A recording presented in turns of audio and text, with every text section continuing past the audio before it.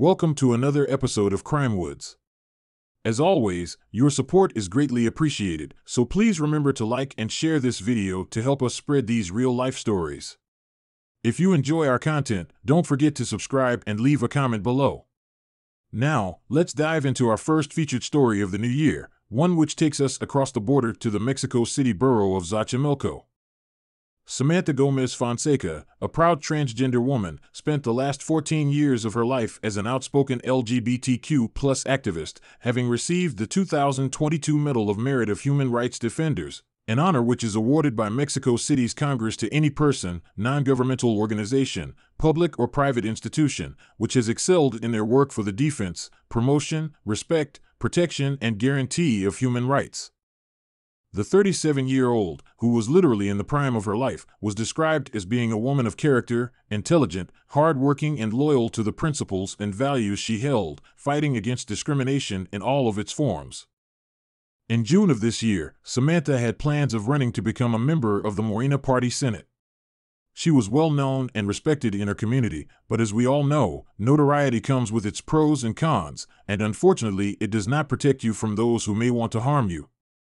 Sunday, January 14, 2024, before starting her day, Samantha took to social media to promote a Mexico City protest for the dignity of trans women. The event was scheduled to take place the next day, and was a call to action due to the uptick in violence against trans women this year, which has already seen the deaths of several transgender individuals. After making this post to her socials, Samantha went to the Reclusorio Sur men's prison, where some reports state she was there to visit someone she had been dating.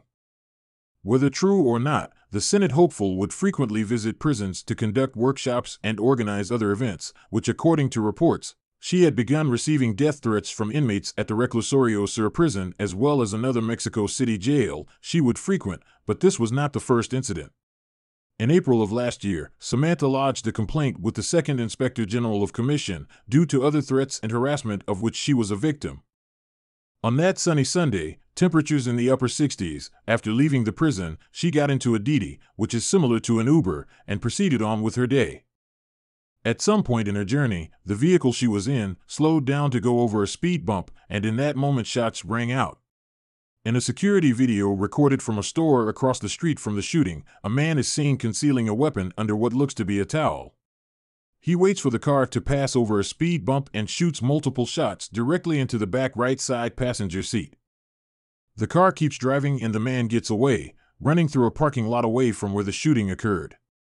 Based off these circumstances, authorities believe that the murderer had anticipated her route as she was leaving the prison and must have been waiting for her.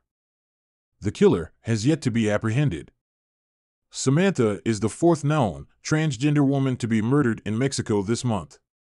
Authorities in Mexico have stated that at least 3 transgender people were killed in the first 2 weeks of 2024, and rights groups are currently investigating 2 additional cases, in addition to Samantha's murder. The slayings have marked a violent start to the year in a country, like so many others, where the LGBTQ+ community is often a target. Despite her passing, the march that she was scheduled to attend that following day went on without a hitch. The community, now shocked and saddened by her passing, had even more of a reason to make their voices heard as they marched through the main part of Mexico City. Around 100 people participated in the march, chanting, "Samantha, listen, we're fighting for you," all while carrying signs that read, "Your hate speech kills."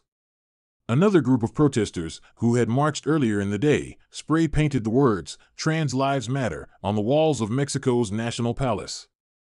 The LGBTQ community in Mexico has been tired. On January 6, Gabby Ortiz, a transgender beauty stylist, was found lifeless on a rural road in the municipality of Ixmiquilpan, Hidalgo. A threatening message, which authorities have yet to reveal, was written on a piece of cardboard and tied to her body, sending a strong and chilling message to the community. 5 days later, Miriam Rios, who was the municipal commissioner of the Citizen Movement Party in the municipality of Jacona, Michoacán, where she was also the coordinator of an LGBTQ+ group, was shot and killed. And this past Saturday, the day before Samantha's murder, the body of an unidentified trans woman was found lifeless in Tlaquepaque, Jalisco. LGBTQ plus rights group Letra SA has documented 453 violent deaths of members of the LGBTQ plus community between the years of 2018 and 2022. That's an average of 7 people each month. In addition, trans women accounted for 52% of those cases. These figures allow us to estimate a rate of 15 homicides per 100,000 transgender inhabitants. This figure is higher than the overall homicide rate of cis women reported by the National Institute of Statistics and Geography in 2021, which is equivalent to 6 per 100,000 inhabitants. All of this comes right after Mexico's first non-binary judge, Jesus Osolbaena Saucedo, was killed in November of 2023 along with their partner. They were 38 years old and both were outspoken LGBTQ plus rights activists. So what's fueling this uptick of violence in such a short amount of time? Many believe that transphobic rhetoric being spewed by politicians in Mexico have played a major role. Recently, President Andrés Manuel López Obrador shockingly and openly referred to Salma Luvano, a transgender Morena Party member of the Chamber of Deputies, as a man dressed as a woman during a morning news conference on January the 9th.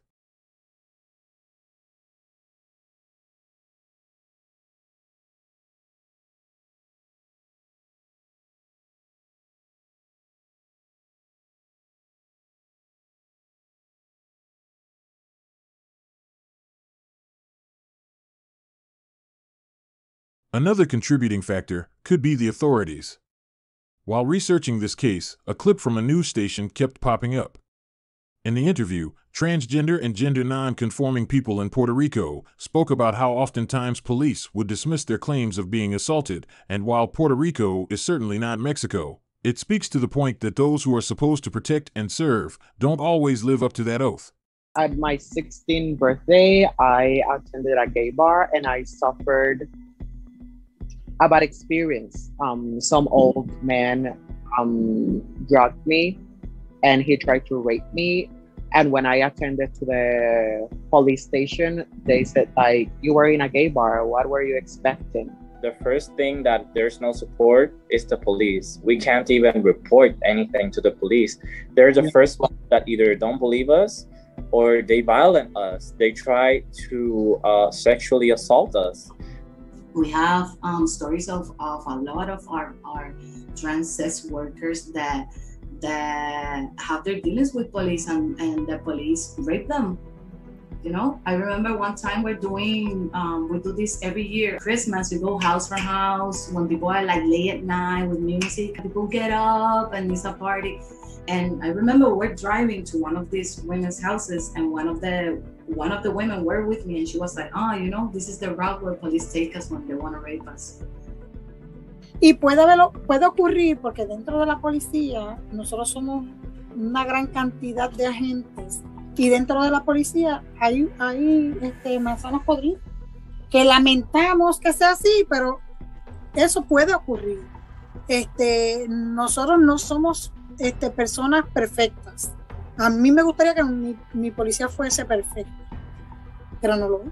Somos seres humanos. Somos seres humanos, somos parte de la sociedad. Nosotros venimos de la sociedad.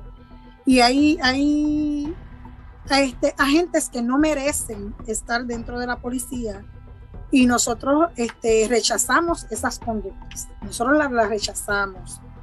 They don't track hate crimes. Out of all the trans murders that happened last year, I don't believe almost any of them were actually written down as trans murders, and usually they would misgender them in the police reports.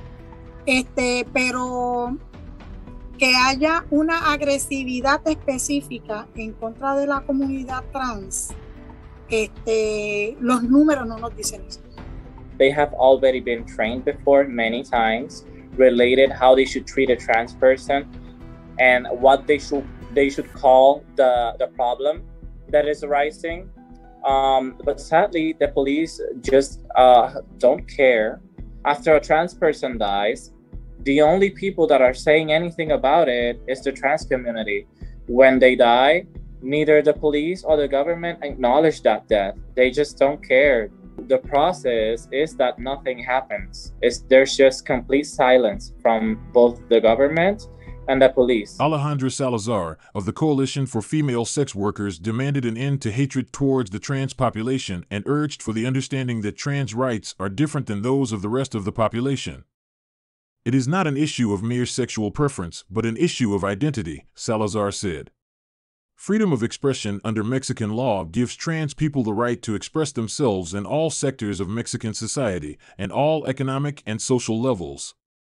And because of this, we are demanding rights, equality, and not one more to be murdered due to their identity. Samantha wasn't just fighting for the rights of the LGBTQ community. She was fighting for the rights of so many marginalized groups, and without her, there is a huge vacancy, a future of what-ifs, and a fight that will take even longer now that she is no longer with us. Rest in peace, Miriam Rios, Gabby Ortiz, Jesus Oshel Baena, Samantha Gomez Fonseca, as well as all of the other unidentified victims who have lost their lives to such senseless violence. If you support Crime Woods and our mission of shining light on inclusive true crime stories that are often overlooked, please subscribe and hit that notification bell so you will always be alerted when we post a new video. Until next time, stay safe, stay vigilant, and show compassion for one another.